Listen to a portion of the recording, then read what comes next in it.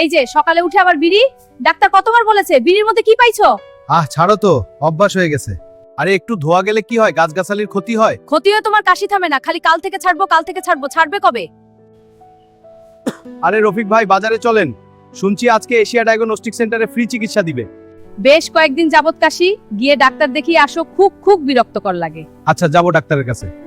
Free শুনলেই তোর মাথা নষ্ট হয়ে যায়, ওসব লাইন টাইন ধরতে আমার ভালো লাগে না। স্বাস্থ্য সবার আগে, অবহেলা ছাড়ো। সবাই শুনুন, আজ স্বাস্থ্য পরীক্ষা, ওজন, ডায়াবেটিস, প্রেসার সবই ফ্রি। এখনকার রোগের বড় কারণ অসচেতনতা ও অবহেলা। আমরা নিজে বদলালে পরিবার বদলাবে। রফিক ভাই, ডাক্তার যদি বেশি কিছু বের করে ফেলে? ঠিকই তো, তারপরও পরীক্ষা করা দরকার। পরীক্ষা মানেই রোগ ধরা পড়বে এমন নয়, জীবনকে ঠিক পথে রাখার জন্য পরীক্ষা জরুরি।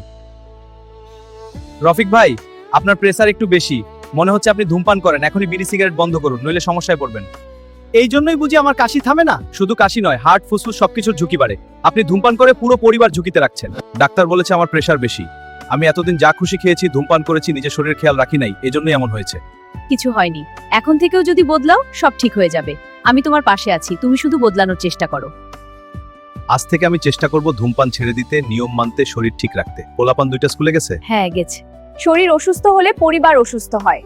পরিষ্কার পানি, প্রতিদিন 30 মিনিট হাঁটা, ধূমপান না করা, নিয়মিত স্বাস্থ্য পরীক্ষা, এসব না মানলে ক্ষতি নিজেরই। তাছাড়া পায়খানা করার পর ও খাবার খাওয়ার আগে সাবান দিয়ে হাত ধুতে হবে, নইলে ডায়রিয়া আমাশয় লেগেই থাকবে। নিয়ম মেনে চলার পরও যদি স্বাস্থ্য সমস্যা হয়, তবে দেরি না করে দ্রুত নিকটবর্তী স্বাস্থ্য কেন্দ্রে যোগাযোগ করবেন। আমি আগে মনে করতাম সব রোগ আল্লাহর মর্জি। এখন বুঝি আল্লাহ জ্ঞান দিয়েছে, সমস্যাও তেমন দিয়েছে, সমাধানের পথও তেমন দিয়েছে। ইচ্ছে করে পাগারে পড়লে দোষ কাকে দিব? এবার বুঝেছি, নিজের কুয়া নিজে বানানো যাবে না।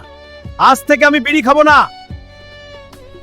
জীবন বদলানোর প্রথম ধাপ হচ্ছে সিদ্ধান্ত নেওয়া। দ্বিতীয় ধাপ অভ্যাসে পরিণত করা। এখনই বাজে অভ্যাস ত্যাগের সিদ্ধান্ত নিন। আপনাদের পাশে আমরা আছি। রফিক ভাই, এক সপ্তাহে আপনার মুখের রঙই বদলে গেছে, হাঁটলে শরীরই ভালো লাগে। আজ তোমাকে দেখে মনে হলো আমার স্বামী আবার আগের মতো হয়ে যাচ্ছে। আল্লাহর কাছে শুকরিয়া।